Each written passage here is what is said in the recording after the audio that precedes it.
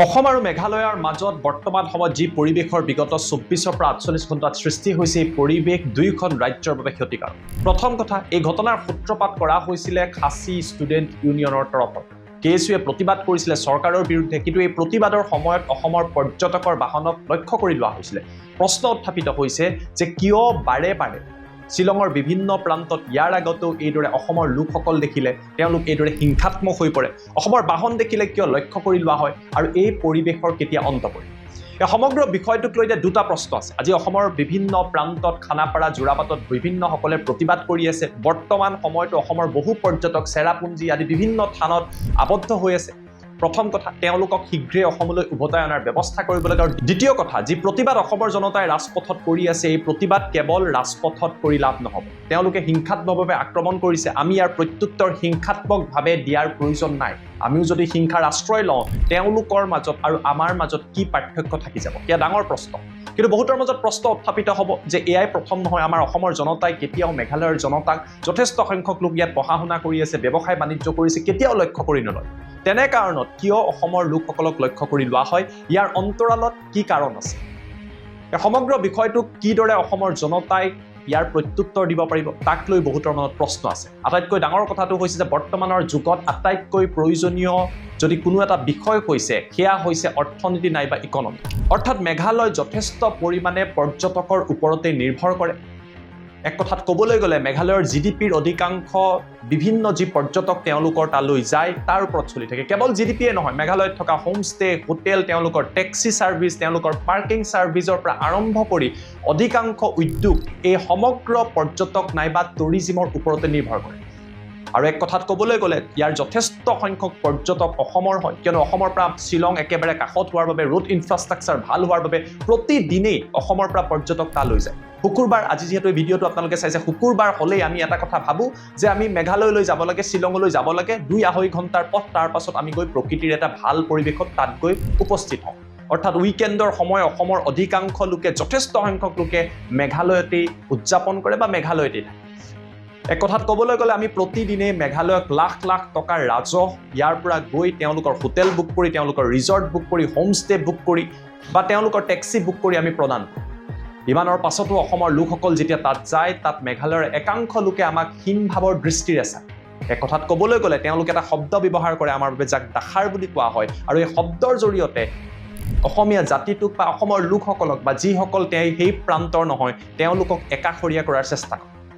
গতিকে অসমৰ জনতাই এটা সিদ্ধান্ত ল'ব লাগে যে আমি হিংসাৰ আশ্ৰয় নলওঁ, সেই লোকসকলৰ দৰে আমি হিংসাত্মক নহয়। ইয়াৰ পৰিৱৰ্তে আমি ভাল সম্পৰ্কও বিচাৰোঁ। আমি কেতিয়াও মেঘালয়ৰ জনতাক অপমান কৰা নাই।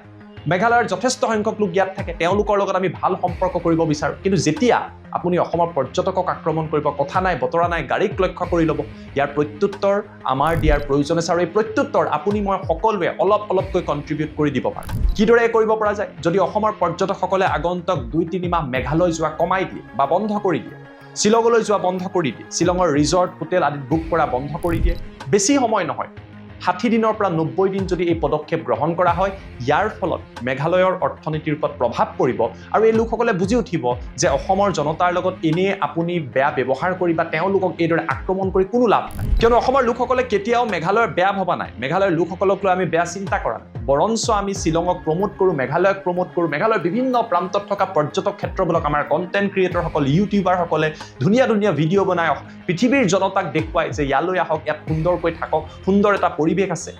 কিন্তু ইয়াৰ পাছতো যদি বাৰে বাৰে এক প্ৰকাৰৰ জেন'ফবিক এটা তেওঁলোকে কেৰেক্টাৰিষ্টিক্স দেখুৱাই অসমৰ সৈতে এনেকুৱা কাম কৰে, ছাত্ৰ সংগঠনে যদি এনেকুৱা কাম কৰে, স্বাভাৱিকতে আমাৰ অসমৰ জনতাই মেঘালয়ত যোৱাৰ প্ৰয়োজন নাই। আৰু এই কাম কৰিলেই হয়তো তেওঁলোকে বুজি উঠিব যে ভাল সম্পৰ্ক কৰাৰ প্ৰয়োজন আছে।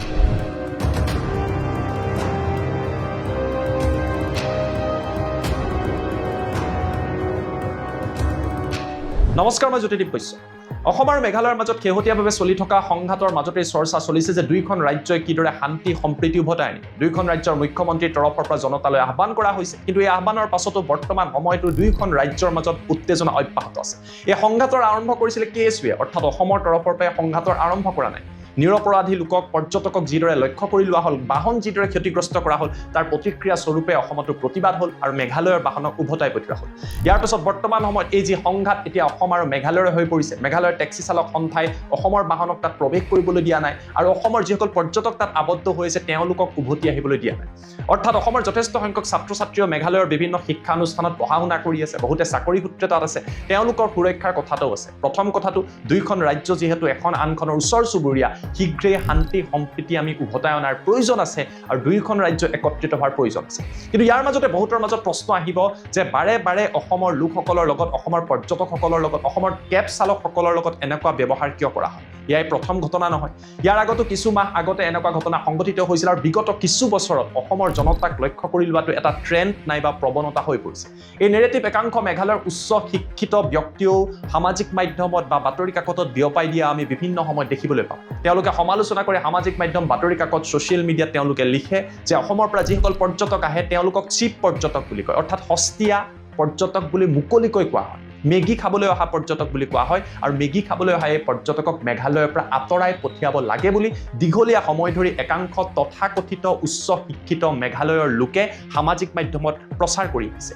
হয়তো কেএছইউৰ প্ৰতিবাদৰ সময়ত যি ঘটনা সংঘটিত হ'ল বা তাৰ পৰিপ্ৰেক্ষিতত যিবিলাক ঘটনা সংঘটিত হৈছে, এইবিলাক ঘটনাৰে এক প্ৰকাৰৰ আউটকাম বুলি আমি নুই কৰিব নোৱাৰোঁ। ধাৰাবাহিকভাৱে অসমৰ জনতাৰ প্ৰতি, মেঘালয়ৰ বাহিৰৰ জনতাৰ প্ৰতি যি ব্যৱহাৰ কৰা হয়, যি হীনমান্যতাৰ দৃষ্টিৰে চোৱা হৈছে, তাৰেই প্ৰতিফলন হয়তো এই ঘটনাত সংঘটিত হৈছে। এই ঘটনাৰ প্ৰতিবাদ স্বৰূপে বৰ্তমান সময়ত প্ৰতিবাদ চলি আছে, কিন্তু হিংসাত্মক প্ৰতিবাদ কেতিয়াও প্ৰত্যুত্তৰ হ'ব নোৱাৰে। কোনোবাই হিংসা কৰিলে আমি হিংসা কৰিম বুলি কেতিয়াও এয়া গ্ৰহণযোগ্য হ'ব নোৱাৰে। গতিকে অসমৰ জনতাই প্ৰতিবাদ ঠিক আছে, ৰাজপথত প্ৰতিবাদ কৰি আছে ঠিক আছে, সামাজিক মাধ্যমত প্ৰতিবাদ কৰি আছে ঠিক আছে, কিন্তু হিংসা কোনো কাৰণতে আমি ইয়াৰ সমৰ্থন কৰিব নালাগে। দ্বিতীয়তে, আমি আন প্ৰকাৰে প্ৰতিবাদ কৰিব পাৰোঁ। সেই প্ৰতিবাদ কিদৰে কৰিব পাৰোঁ সেই কথা বুজিবলৈ কেইটামান ষ্টেটিষ্টিক্স চাওঁ।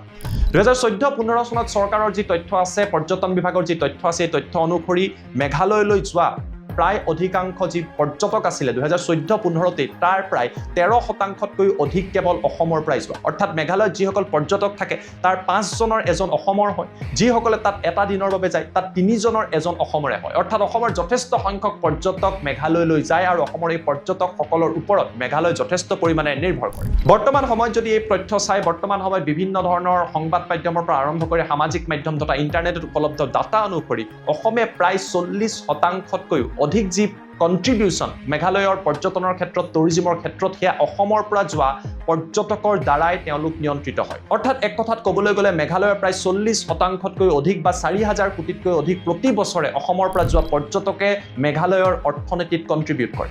মেঘালয়ত থকা হোটেল, ৰিজৰ্ট, হোমষ্টেৰ পৰা আৰম্ভ কৰি তেওঁলোকৰ বিভিন্ন ধৰণৰ খাদ্য সামগ্ৰী বিক্ৰী কৰা বিপণীৰ পৰা আৰম্ভ কৰি টেক্সি তথা পাৰ্কিঙলৈকে সকলোখিনিৰ লাইভলিহুড যথেষ্ট পৰিমাণে অসমৰ পৰ্যটকৰ ওপৰত নিৰ্ভৰ কৰে। দ্বিতীয়তে, ভাৰতৰ আন প্ৰান্তৰ পৰা বা আন্তঃৰাষ্ট্ৰীয় যিসকল পৰ্যটক আছে, সেই পৰ্যটকসকল প্ৰথমতে গুৱাহাটীলৈ আহে আৰু গুৱাহাটীৰ পৰাহে তেওঁলোকে মেঘালয়লৈ যাত্ৰা কৰে। অৰ্থাৎ প্ৰত্যক্ষ বা পৰোক্ষভাৱে যথেষ্ট পৰিমাণে মেঘালয়ৰ এই অৰ্থনীতি, অসমৰ ৰোড ইনফ্ৰাষ্ট্ৰাকচাৰ, অসমৰ এয়াৰপৰ্ট আদিৰ ওপৰতো নিৰ্ভৰ কৰে। এক কথাত নকলেও হ'ব যে শুকুৰবাৰ, শনিবাৰ, দেওবাৰে অসমৰ পৰা যি পৰ্যটকৰ ভিৰ আপুনি যদি মেঘালয়লৈ যায়, এই ভিডিঅ' চাই থকা সকলকো যদি প্ৰশ্ন কৰে, হয়তো আমাৰ বন্ধুৰ প্ৰায় 40 পৰা 50% বিশেষকৈ গৰমৰ দিনত আপুনি মেঘালয়তেই পাব আৰু তেওঁলোকৰ অধিকাংশ 2-3 দিন মেঘালয়ত থাকে। গতিকে যিহেতু ইমানখিনি কৰাৰ পাছতো অসমৰ লোকসকলক হীনমান্যতাৰ দৃষ্টিৰে চোৱা হৈছে, বিভিন্ন টাইপৰ নেৰেটিভ দিয়া হৈছে, মেগী খাবলৈ অহা পৰ্যটক বুলি কোৱা হৈছে, এই নেৰেটিভবিলাকৰ প্ৰত্যুত্তৰ অসমৰ জনতাই গণতান্ত্ৰিকভাৱে দিব পাৰে, অৰ্থনৈতিকভাৱে দিব পাৰে।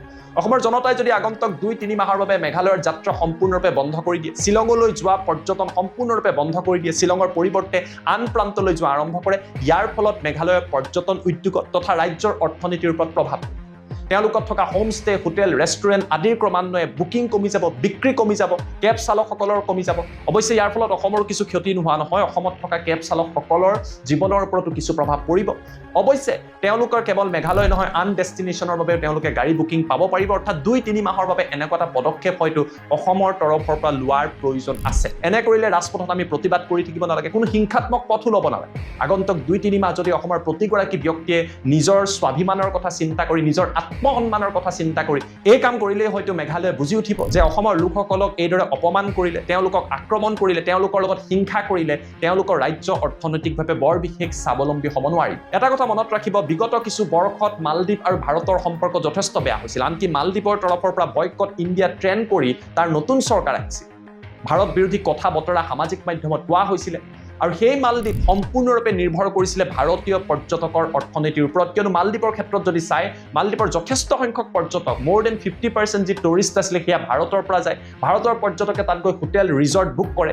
যেতিয়া ভাৰত বিৰোধী এই প্ৰক্ৰিয়াটো মালদ্বীপত আৰম্ভ হ'ল, ভাৰতৰ পৰ্যটকসকলে স্ব-ইচ্ছাই মালদ্বীপলৈ যোৱা বন্ধ কৰি দিলে, বুকিং কেনচেল কৰি দিলে, ৰিজৰ্ট কেনচেল কৰি দিলে। ইয়াৰ পিছত এনে পৰিৱেশৰ সৃষ্টি হ'ল যে মালদ্বীপ চৰকাৰে আনুষ্ঠানিকভাৱে ভাৰতৰ ওচৰত ক্ষমা বিচাৰিবলৈ বাধ্য হ'ল।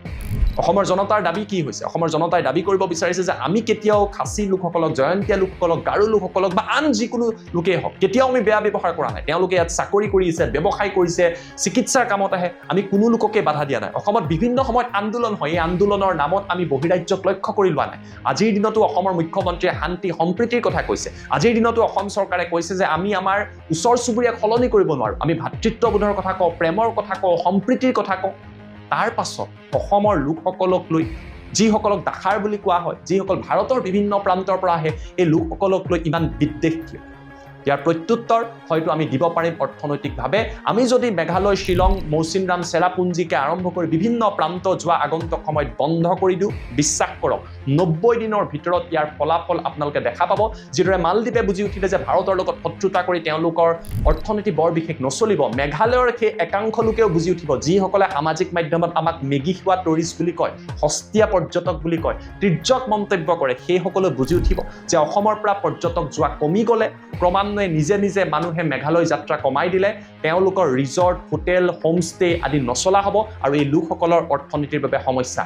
গতিকে মই ভাবোঁ এই ক্ষেত্ৰত কেৱল ৰাজপথত প্ৰতিবাদ কৰি, সামাজিক মাধ্যমত প্ৰতিবাদ কৰি বা হিংসাত্মক প্ৰতিবাদ কৰাটো যুক্তিসংগত নহয়। তাৰ পৰিৱৰ্তে আমি একত্ৰিত হৈ এটা বাৰ্তা দিয়াৰ প্ৰয়োজন আছে যে শান্তি, সম্প্ৰীতি, একতা আমি অটুট ৰাখিব বিচাৰোঁ আৰু আমি অটুট ৰাখিমো। কিন্তু আপোনালোকে আমাৰ লগত যি ব্যৱহাৰ কৰিছে, আমাৰ লোকসকলৰ লগত যি ব্যৱহাৰ কৰিছে, সেই কথা কেতিয়াও গ্ৰহণযোগ্য হ'ব নোৱাৰে। আৰু খাচী ষ্টুডেণ্ট ইউনিয়নক কেৱল গ্ৰেপ্তাৰ কৰিলেই নহ'ব, খাচী ষ্টুডেণ্ট ইউনিয়নৰ প্ৰতিনিধিসকলে এই যি কাম কৰা হ'ল অসমৰ লোকসকলৰ ওপৰত প্ৰতিবাদৰ নামত, তাৰ বাবে তেওঁলোকে ক্ষমা বিচাৰিব লাগে। যেতিয়ালৈকে ক্ষমা নিবিচাৰে তেতিয়ালৈকে অসমৰ জনতাই এই অৰ্থনৈতিক বিশেষ পদক্ষেপ গ্ৰহণ কৰিব পাৰে। হয়তো আগন্তুক সময়ত যদি অসমবাসীৰ নিজৰ স্বাভিমান আছে, আমাৰ আত্মসন্মান আছে, আমি এই পদক্ষেপ গ্ৰহণ কৰিম আৰু ইয়াৰ জৰিয়তে এই সমগ্ৰ সমস্যাৰ এটা ইতিবাচক সমাধান আনিবলৈ হয়তো আমি সক্ষম হ'ম। এই বিষয়টোক লৈ আপোনালোকে কি ভাবে, আপোনালোকে এই কথাখিনিক লৈ কিমান দূৰ একমত বা একমত নহয়, কমেণ্ট কৰি জনাবলৈ নাপাহৰিব। এটা কথা সুনিশ্চিত যে দুয়োখন ৰাজ্যৰ মাজত মৰম, চেনেহ, ভাতৃত্ববোধ অব্যাহত ৰাখিব লাগিব আৰু সেয়া কেৱল অসমৰ ফালৰ পৰা নহয়, মেঘালয়ৰ ফালৰ পৰাও থাকিব লাগিব। আৰু যেতিয়ালৈকে এইদৰে পৰ্যটকক লক্ষ্য কৰি লোৱা হ'ব, কল্পনা কৰক ফ্ৰীডম ফাইটাৰ সুভাষ চন্দ্ৰ বসু, তেওঁ কোনো এটা জাতিৰ নহয়, সেই সুভাষ চন্দ্ৰ বসুৰ মূৰ্তি পৰ্যন্ত ভাঙি পেলাইছে, স্বামী বিবেকানন্দৰ মূৰ্তি পৰ্যন্ত ভাঙি পেলাইছে। এইসকল লোকে এটা কথাৰ বুজাৰ প্ৰয়োজন আছে যে আপোনালোকে গুণ্ডাগিৰি কৰি, জংগল ৰাজ চলাই, নিজকে চুপুৰিয়ৰ বুলি ভাবি বৰ্তমানৰ পৃথিৱীত বৰ বিশেষ ছাৰ্ভাইভ কৰিব নোৱাৰিব। কিয়নো বৰ্তমান বিশ্ব অৰ্থনীতিৰ ওপৰত চলে আৰু নিৰপৰাধী লোকক, পৰ্যটকক যদি আক্ৰমণ কৰে, সেই কথা কেতিয়াও কোনো কালেই যে আমি গ্ৰহণ নকৰোঁ, সেই বাৰ্তাটো মেঘালয়ৰ সেই একাংশ লোকক দিয়াৰ প্ৰয়োজন আছে। সমগ্ৰ বিষয়ক লৈ আপোনালোকে কি ভাবে, কমেণ্ট কৰি আমাক জনাবলৈ নাপাহৰিব।